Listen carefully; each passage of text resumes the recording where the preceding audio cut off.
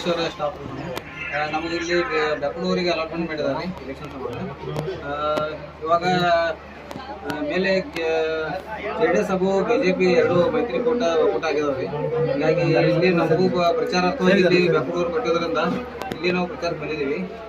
ಹಾಗೆಯೇ ಮೋದಿ ಸರ್ಕಾರದಿಂದ ಒಳ್ಳೆಯ ಕೆಲಸಗಳಾಗಿವೆ.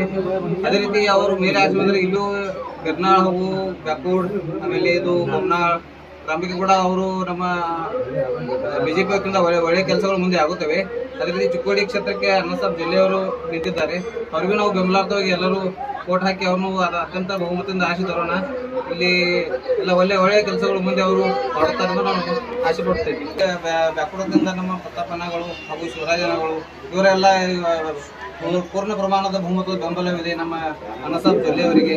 ಅವರು ಕೂಡ ಎಲ್ಲರಿಗೂ ಒಳ್ಳೆಯ ರೀತಿಯಿಂದ ಎಲ್ಲರಿಗೂ ಇದು ಮಾಡಿಕೊಂಡು ಹೋಗುತ್ತಿದ್ದಾರೆ. ಘಟನಾ ಏನೈತ್ರಲ್ಲ ಅವ್ರಿಗೆ ಬೇರೆ ಕುರಿ ಸಾಕಾಣಿಕೆ ಲೋನ್, ಕ್ರಾಪ್ ಲೋನ್ ಆಗಲಿ, ಆಮೇಲೆ ಜವಳ ಕೊಟ್ಟು ಹೆಲ್ಪ್ ಮಾಡ್ಬೇಕಂತ ನೀವು ಸ್ವಲ್ಪ ಸಾಹೇಬ್ರಿಗೆ ಹೇಳ್ರಿ. ನಮ್ಮ ಎಲ್ಲ ರೈತರ ಬಾಂಧವರಿಗೆ ಅನುಕೂಲ ಮಾಡಿ ಕೊಡ್ರಿ.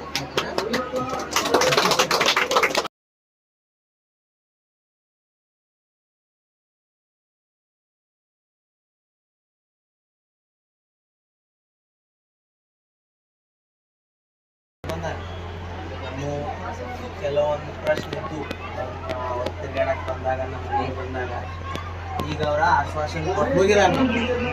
ಏನು ಆಶ್ವಾಸನೆ ಕೊಟ್ಟಿದ್ದಾರೆ ಅಂದರೆ ಈ ನೆಟ್ವಾಡಿ ಎತ್ತು ನೀರಾವರಿ ನೀರು ಉಗಿಸೋದ, ಆಮೇಲೆ ಹನುಮಂತ ಎತ್ತು ನೀರಾವರಿ, ಹನುಮಾನ್ ಎತ್ತು ನೀರಾವರಿ, ಆಮೇಲೆ ಕರಗಾವಿ ಎತ್ತು ನೀರಾವರಿ, ಇವು ಮೂರ ಮಾಡಿ ಕೊಟ್ರಂದ್ರೆ ಅಬಾವುಗಳು ಕೆನಾಲ್ ನೆಟ್ವರ್ಕ್ ಎಲ್ಲ ಅವ್ರು ಜೋಡಿಸಿದಂಗೆ ಆಗ್ತೈತಿ, ಸುತ್ತಕ್ಕೆ ಜೋಡಿಸಿದಂಗೆ ಆಗ್ತೈತಿ. ಇಲ್ಲಿ ನಮ್ಮ ಊರಿಗೆ ಒಂದು 4 ದಿವಸ ಎಕ್ಸ್ಟ್ರಾ ಈಗ ನೀರು ಬಿಡಿಸ್ಕೊಂಡು ಬಂದಿದ್ದೀವಿ ನಾವು.